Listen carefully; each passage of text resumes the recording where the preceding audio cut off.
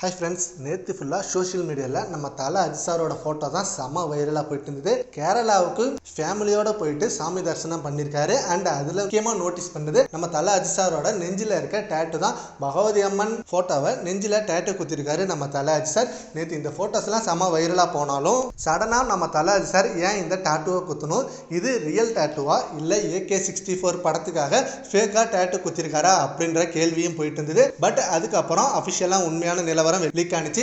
இது உண்மையாக தான் நம்ம தலை அஜித் சார் டேட்டு போட்டிருக்காரு. ஏன்னா அவர் இயர்லி ஒன்ஸ் இந்த பகவதி அம்மன் கோயிலுக்கு போயிடுவாரு. இப்ப ரேசிங்ல வெற்றிகரமா முடிச்சதுனால வேண்டிக்கிட்டது எல்லாம் நிறைவேறிடுச்சு, அதனால இந்த மாதிரி செஞ்சிருக்காரு அப்படின்னு இந்த நியூஸ் வெளி வந்திருக்கு. நம்ம தலை அஜித் சார் ரேசிங்கோட ஃபர்ஸ்ட் பாதியை முடிச்சிட்டாரு. முதல் பாதி வெற்றிகரமா செம்ம மாசா முடிச்சிருந்தாரு. இதனாலேயே நம்ம தலை அஜித் சார் பகவதி அம்மன் கோயிலுக்கு வேண்டிக்கிட்டு டேட்டு குத்திட்டு அண்ட் நெக்ஸ்ட் AK-64 படத்துக்கு ரெடி ஆகிட்டாரு. AK-64 படம் நவம்பர் பாதியில அஜித் சார் ஜாயின் பண்ண போறாரு. And November first week shooting start பண்றாங்க. அக்டோபர் எண்ட்ல நம்மளுக்கு படத்தோட அபிஷியல் அனௌன்ஸ்மெண்ட் ரிலீஸ் ஆகும். எப்படின்ற மாதிரி நியூஸ் டே பை டே செம்மையா வந்துட்டு இருக்கு. நம்ம AK ஃபேன்ஸும் அதுதான் செம்மையா வெயிட் பண்ணிட்டு இருக்காங்க.